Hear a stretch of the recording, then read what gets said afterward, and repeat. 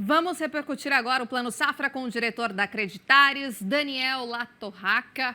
Oi, Daniel, bom dia para você. A gente vem aí nessa sequência de repercussão aí desde o anúncio, né?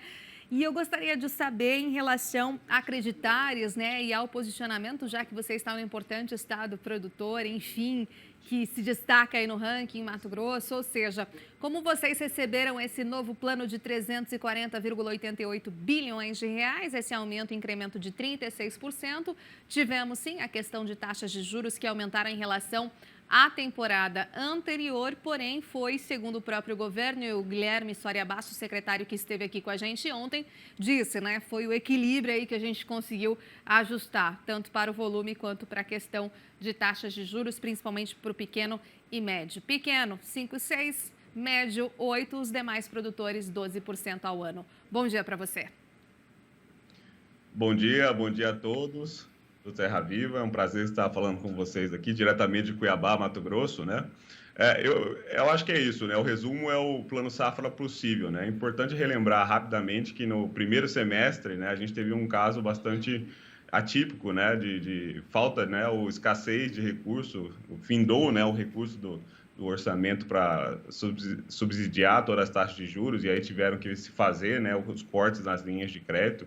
E eu vejo que um plano agrícola maior ainda, né, ele é, sim, um ponto positivo, né? Então, levando o plano agrícola, elevando em 36%, sem dúvidas nenhuma, para o Brasil é fundamental todos os recursos possíveis para o crédito rural para esse ano, que tem um contexto bastante delicado, né? A taxa de juros vem subindo muito, a taxa Selic no Brasil, no mundo também, né?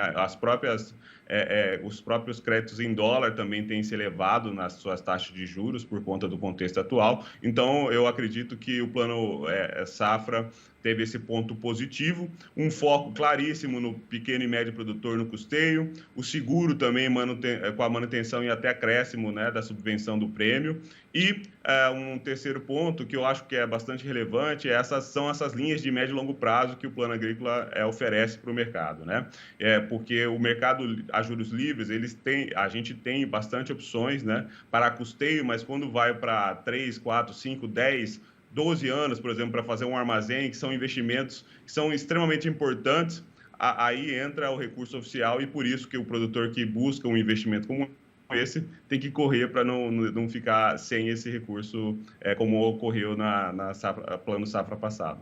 Exatamente, Latorraca. Agora falando um pouco sobre a questão desse armazenamento, né? A gente acaba vendo aí todas as safras, tudo que acontece nesse sentido, e é um ponto de atenção fundamental, principalmente para vocês aí que estão no Centro-Oeste, precisam fazer todo esse escoamento no tempo correto, enfim, para atender aí toda essa demanda global.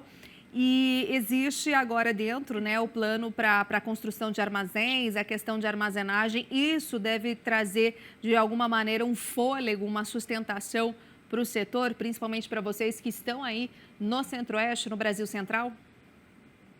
Sem dúvidas, né? A gente sempre diz o seguinte: nunca é suficiente, né, os recursos, né, que são necessários. E ainda mais num contexto como esse, né, que a taxa de juros se elevou e os recursos do plano para linhas de longo prazo também cessaram muito cedo.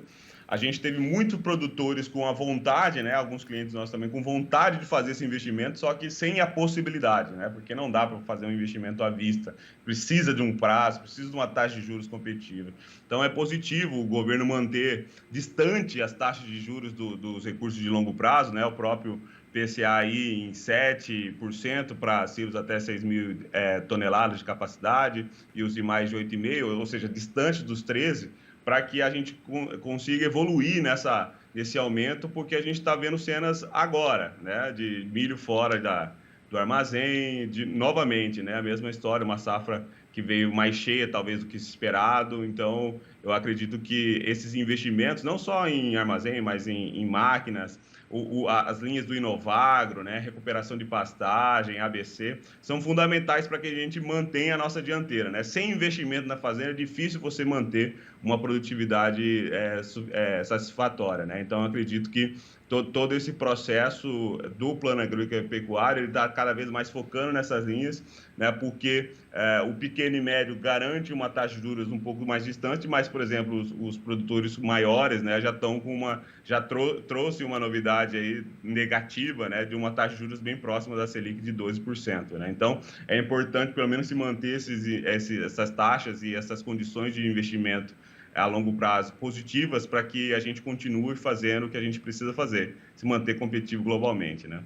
Agora, La Torraca, falando também um pouco já de expectativa da próxima safra, a gente sabe que os produtores já começam aí a se antecipar, isso é muito claro, né, para o início ali, plantio setembro, em áreas mais tardias ali no mês de outubro.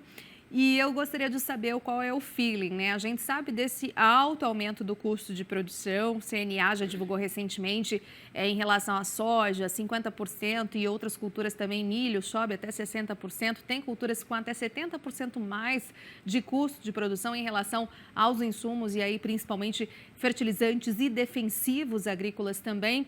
E claro, a gente tem somado a tudo isso essa alta taxa Selic, atualmente em 13,25% ao ano, ou seja, é um grande desafio que a gente tem lidado.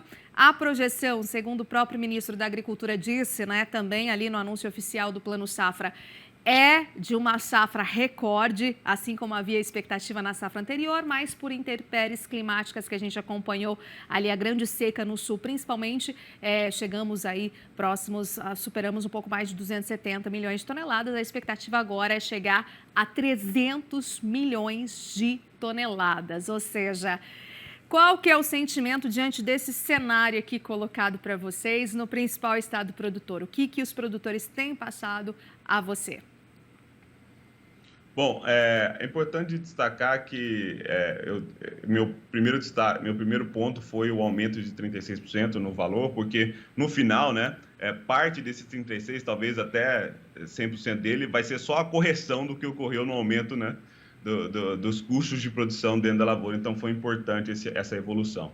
O segundo ponto é que até maio, a gente acredita que no mínimo ainda tinha-se 30%, 35% do mercado de insumos, fertilizantes, defensivos, sementes, para rodar ainda, para ser adquirido. E isso eu até falava na época, né, que iria depender muito do que ia acontecer com os preços dos fertilizantes, das próprias taxas de juros do plano agrícola. Tem muito produtor que espera o plano agrícola agora em julho para fazer as suas aquisições à vista, né, pega um dinheiro no banco e vai lá na revenda, na cooperativa e compra à vista isso, né? Então, dentro dessa perspectiva, com essas informações já feitas, fertilizante até caindo, né, em alguns casos, a ureia em especial, que teve uma queda bastante expressiva, então começa a ter um pouquinho mais, vamos dizer assim, de otimismo, no sentido de o fertilizante sair lá de cima e descer aí degraus de 30%, 20%, 15%, o produtor começa a ter uma relação de troca, vamos dizer assim, apertada, mas que faça sentido. Então, esses 30%, o que eu estava dizendo na época que iria definir a área dessa safra, e agora com as informações do Plano Safra e com a queda dos insumos, tudo bem que o produto também caiu, né? A soja, o milho também tiveram quedas, mas agora o produtor está com as informações mais claras para tomar a sua decisão. E eu acredito, sim, em especial aqui no Centro-Oeste, na Bahia e no Piauí, Tocantins, Maranhão, a gente deve ter o acréscimo de área necessário para talvez chegar nessa produção de 300 milhões de toneladas. Perfeito, excelentes colocações, muitíssimo obrigada. A gente volta a se falar em outras oportunidades, assim espero. Um ótimo dia, bom fim de semana.